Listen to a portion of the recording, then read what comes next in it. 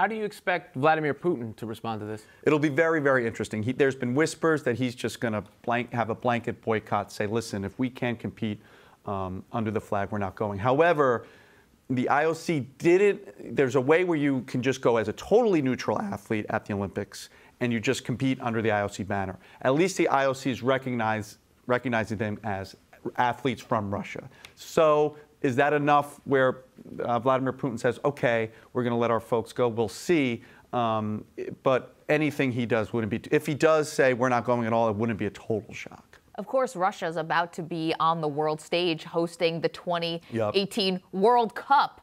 How is this going to affect their perception?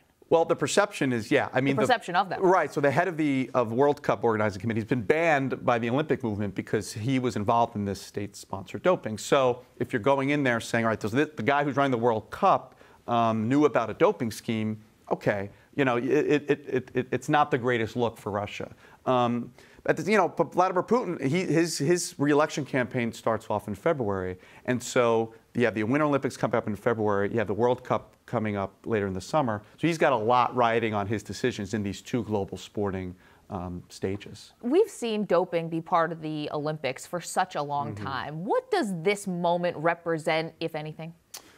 Well, it represents, really the movement, the IOC at least giving the veneer that they will investigate these things, because it's not in their interest to expose all the dopers because they want everything to be hunky-dory.